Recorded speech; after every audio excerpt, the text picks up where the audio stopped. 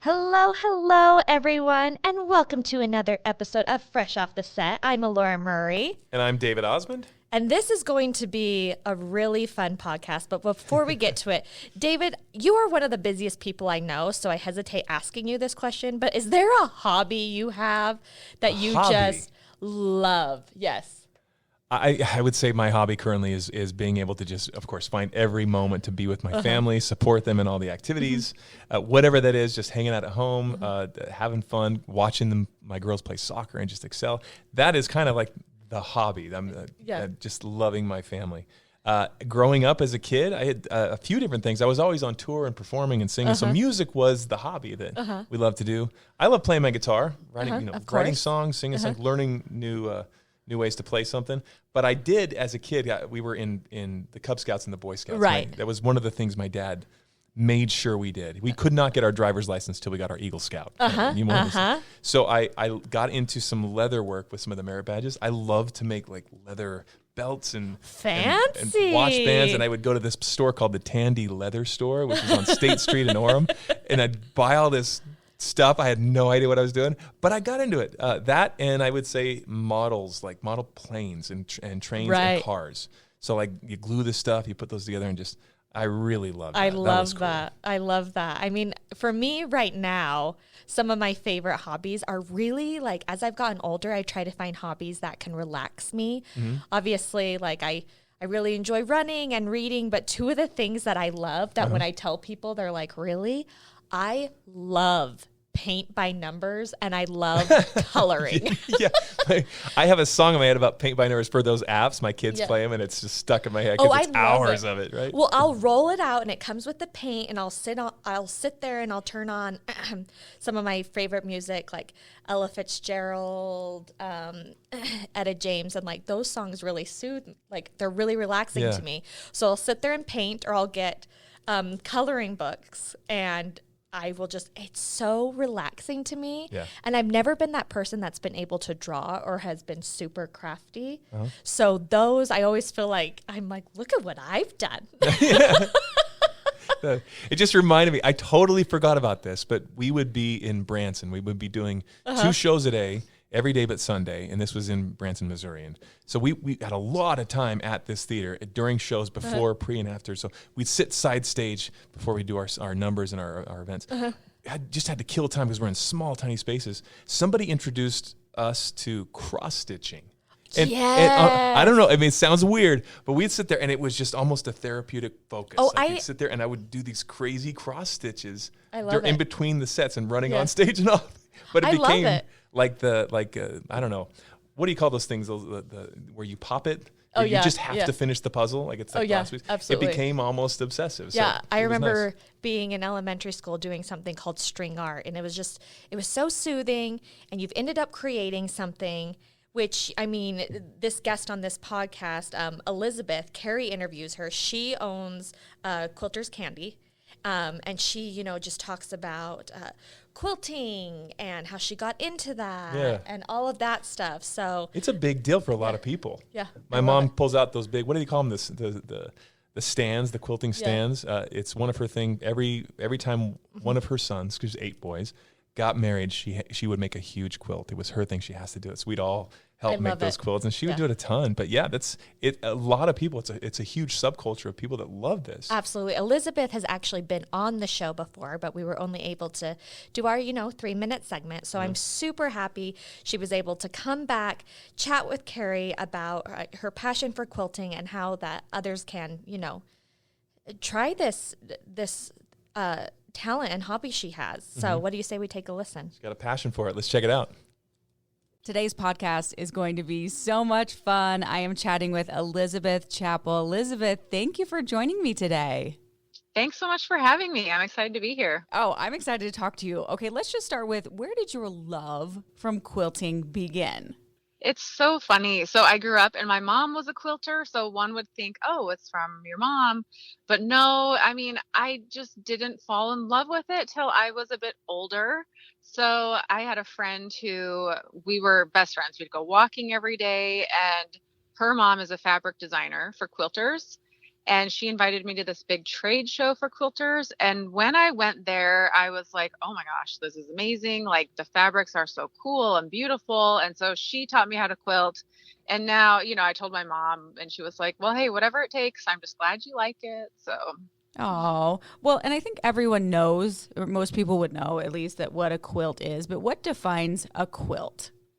Yes. Okay. This was new for me when I got in the quilting world. They were like, it's not a blanket. Quilters get offended when you call it a blanket. I was like, oh, noted. Okay. Okay. So yeah. So a quilt is made by hand and you sew together the top. So you cut up a bunch of fabric, sew it together. That's just the quilt top. And then you add the quilt top with batting and a backing.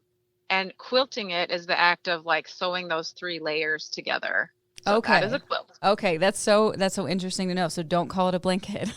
Right? I mean, I don't care, but there are quilters who do care. So okay. What do most people do with finished quilts? A lot of people give them away. I am not one of those. I really cherish them. So I hold on to them. Our house is filled with them. I decorate with them. Our kids build forts with them. Oh, I don't know. Yeah, really decorate and use them, I guess. Well, and I can see how you want to hang on to them because it's very time consuming, or can be at least. It is. Do you have a fun memory from your childhood that you could tell us about? Yeah. Well, I mean, in regards to quilting, even though it didn't call to me as a child, my mom did hand quilt. And so our living room, like she would put her big quilt up with these, I don't even know what you call them, like things to kind of hold the quilt in place. And she and her friends would get together and they would all just hand stitch the quilt together. And we as kids would play underneath it and run and hide. And like, it was just a fun memory. Oh, that's so cute. I feel like, I don't know, for some reason, quilting brings community. It's so fun to do in like groups with friends or girls' night, families together.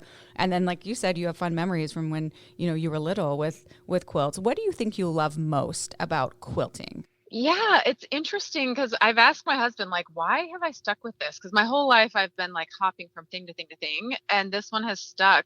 And he's like, well, his observation is very accurate. It appeals to the artist. Like I'm able to really be creative and find different fabrics. And so I love like this color looks great with that color. And then figuring out which pattern I want to use. And I design my own patterns, and the art of seeing it come together as you're sewing. It's just, I don't know, it feeds all the creative checklist things that I have.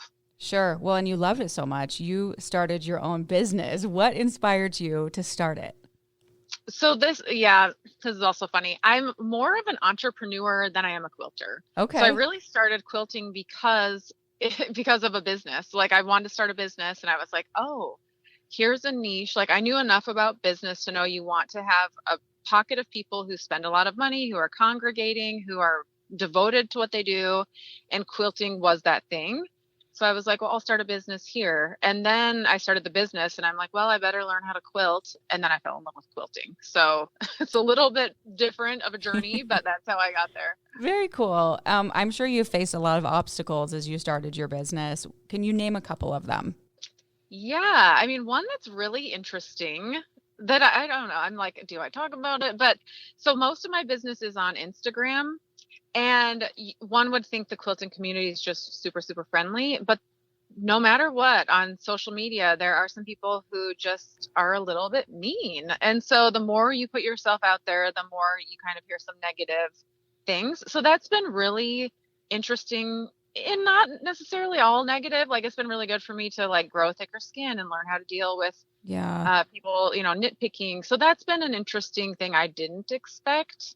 And then, just learning how to grow a business, learning how to market, how to make your product better, how to get people to buy it and know about it, all of that. Sure. What do you think is the key to success for your business, and when did you start?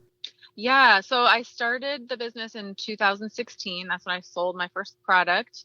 And then the key to success, I talk a lot about this, and I think it's true for any business, no matter what area you're in, but to find a niche or a niche, whichever you want to call it. I know. I But think I go back and forth. I think I say niche. What do you say? yeah, I Niche? like niche. It Yeah. sounds like very French and I don't know, fancy. It sounds fancy. Absolutely. Let's go with Yeah. niche. Niche. Niche it is. But yeah, to kind of stand out from the crowd, you want someone to look at your product and have it be recognizable. Like, oh, that's Elizabeth's. I can tell because of XYZ. So if you make a quilt, whether it's the colors you use or if it's modern or traditional or whatever, you just want it to be very unique and to kind of be on brand. I don't think of brands that you love and they have, it stands out. You can pick it out in a crowd. Okay, that's good advice. So make sure it's recognizable. What do you think is recognizable about your brand? Yeah, it's evolved over time and it takes a while to figure out what that is. But these terms might be kind of weird for you, but I like a scrappy quilt, which Okay. means a lot of different fabrics. So it's scrappy. Yeah, scrappy quilt. And I kind of like an heirloom type of a look. So I like the big, thick thread that's hand quilted. It gives it kind of a handmade heirloom look. Uh-huh. And then the colors, I prefer more soft, earthy, like browns, peaches, pinks, that kind of a thing. Yeah, when I was looking through your website, that's kind of the vibe I got. Yeah, like the lighter colors, very relaxing, very calming. And quilting is so cool. It's not just for, like, I think people think it's a certain group of people. It's for everyone. Can you talk to us about that stigma around quilting? Yes, it's so funny. So when people ask what I do, for a while I didn't tell people. And my husband would be like, oh, she quilts. I'm like, don't tell. But I own it now and I'm like, I'm a quilter. But I generally get like, oh, that's a dying art, which it's not. Or like, oh, you're so young. My grandma quilts. I'm like, yes, I know. But there is, especially if you go on social media like Instagram or TikTok, there is like a whole generation of younger people who are quilting and it's very modern, very hip and cool, if I may say so myself. Maybe people are like, you're drinking the Kool-Aid, Elizabeth, but no, there really is. I think you make it very hip and cool. I think thank you. You're leading the way. I mean, it is very hip and cool because of you too. And if you have people thinking, okay, you know what, I've always wanted to get into quilting, what advice do you have for them if they're thinking of picking up that? Yeah, so for sure, get a good machine. And, people are like, what on earth makes a good machine? But if that's a whole nother conversation, but get a good machine, because if you're using a machine that's terrible, you're going to hate the whole process. So get a good machine and then take a class. There's so many online, or go to like a local quilt shop and just have someone teach you the ropes, because reading a quilt pattern for the first time, there's words you're not going to understand. So just, make that barrier to entry a little bit less. I do have a pattern. It's called Better Together, and it's a total beginner friendly pattern that assumes no prior knowledge. Because my big thing is like, come and see how cool it is. Give it a try. You're going to love it.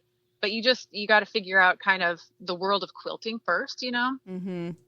Mm-hmm. Now, what about maybe starting with classes? Do you think that would be good advice for someone thinking like before they invest in all of the tools and the machine and everything, maybe just start taking some classes?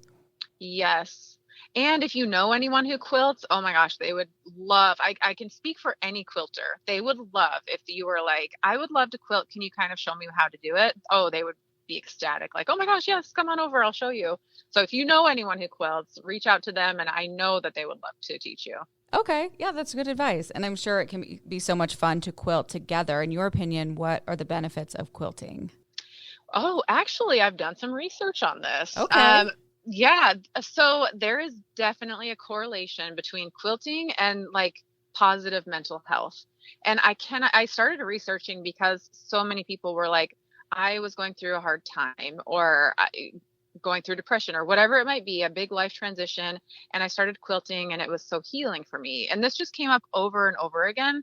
So I started looking, and there is something healing about, I don't know if it's just kind of the monotony or the using your hands, the creativeness, kind of being with yourself and thinking, but there is something very healing about quilting. That's so good to know. I mean, I agree with you. There's something to be said about being creative and being proud of something that you're doing yourself. And then maybe you prefer doing that by yourself. So it's kind of like your alone time, good for your mental health, or you're doing it with groups of friends and being social, so there's the social element that can be fun. Do you often find yourself quilting alone? And do you think it's good for you to be doing by yourself, or do you like to quilt with friends? A bit of both. And the quilting world's very interesting this way because there's quilt guilds throughout the world, and they meet every month.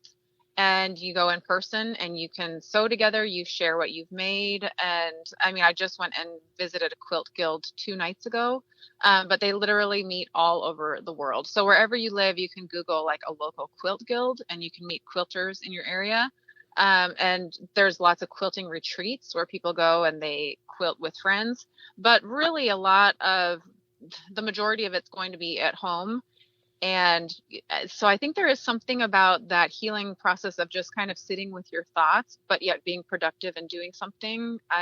So it's both with friends and alone. Yeah. And then, and you have the choice of maybe sometimes you're like, okay, I need a minute. I just want to be by myself and quilt and do my thing. Or I am feeling social. I'd love to get together and do it with a group of people. So, okay, that's good advice. What's a frequently asked question that you get from people? Well, a big question is what sewing machine should I use? And then once you get started quilting, there's questions of like, how can I make this better? I realize that my points aren't touching. I mean, just some technical things that people want help with. What do you think is the hardest part about quilting? Is it the time? Is it the...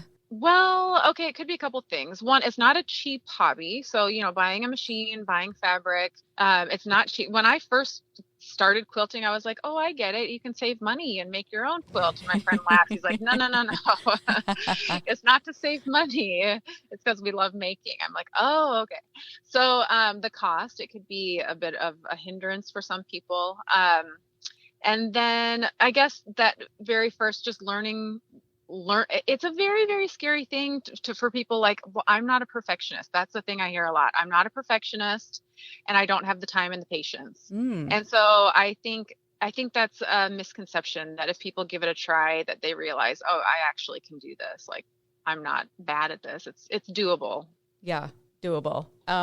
Okay. Other than the obvious, like the machine and everything that we're talking about with what you need, what tool is essential for all quilters?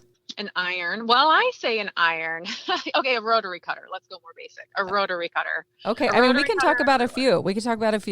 Yes. Okay. So, a cutting mat. It's a self-healing cutting mat. You set your fabric on it. Okay. And you use a rotary cutter and a ruler. And the rotary cutter, it's like a circle blade with a handle, and just push it along in a circle and it'll cut your fabric in a straight line. And then you need a ruler to put next to it so that you cut in a straight line and it's not all, wobbly. Okay. I've seen that. Are they like the cutting mats like underneath? I think I've seen them with like the... green mat is so ugly. Yes, there's the green one, but I have a white one because I take pictures and I want pictures to be pretty. So yes, the green mat though is like the quintessential.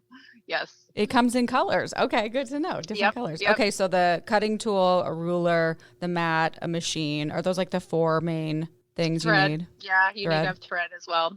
And those are like the main staples. And fabric, I guess you need to have fabric. How long? Yeah, you kind of need fabric for a quilt. Yeah. How long has your longest quilt taken you? I'm so curious to know. Do you know that answer? Yes.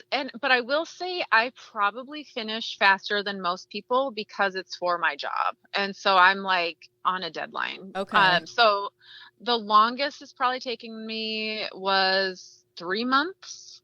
Okay. But, and then the quickest was probably like 2 days. Oh, that's pretty fast.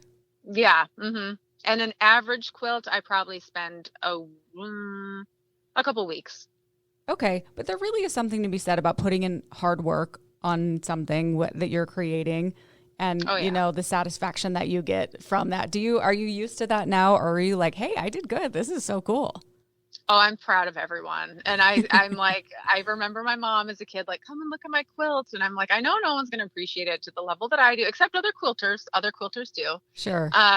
But yes, there is definitely like, I made this. My gosh, I'm so proud of this. You guys check this out. Oh, very cool. I remember for my wedding, somebody suggested that we have a quilt at like the table when people walk in and then they can sign it. So we had someone love create a special quilt with our colors, and then we had a marker. It's like hard to think of like someone writing on it, but everyone signed it, and we have that to cherish, for the rest of our life. And that was that. I think there's so many things you can do with these quilts that are kind of like out of the box. I love that idea, and I might run with it in some form or another in my life. I love that. It's a really gift. it's a really special thing that we have. Do you think, we talked about it for being all ages. What if you wanted to include, what if someone's listening thinking, this might be fun to do an activity with my daughter or my child? What ages do you think this, how old do you need to be? Okay, I love this so much. So when I started this, in 2016, I had little kids. And actually my son was in kindergarten at the time, and he was so interested in quilting. He just thought it was so cool. He'd sit there and watch me, and he was like, "Can I try?" That's awesome. And he could, and he loved it. And I think as soon as they're interested, and they have fine motor skills, like if it's an infant, obviously, you don't want to have the sewing machine.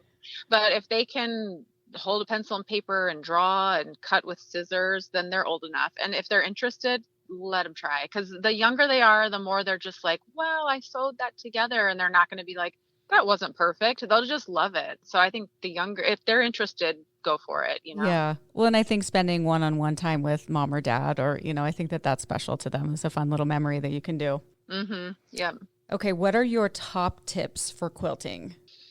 Well, first of all, give it a try. If there's any part of you that's like, I'm kind of intrigued, just give it a try. And then my next biggest tip is find a pattern that you just want to have so bad, so that you are excited to finish it, and pick fabric that you absolutely love. If those things are in place and you're so excited about it, that will get you through any moments where you're like, oh man, I'm having a hard moment. You'll be like, oh, but I'm so excited about this. This is worth it. And then once you finish it, you'll be addicted. So just jump in, find the things that you're most excited about making, and the rest will come. That's really good advice. Elizabeth, thank you so much. This has been so much fun. I'm really interested in quilting now, so I'm gonna be looking into it. This is good. Yes. Well, hey, I've got a free pattern. Anyone who wants a free pattern. It's amazing. Okay, thank you. And as we're wrapping up, we like to do what we call Fresh Five and get to know you a little better. Are you ready? Yep.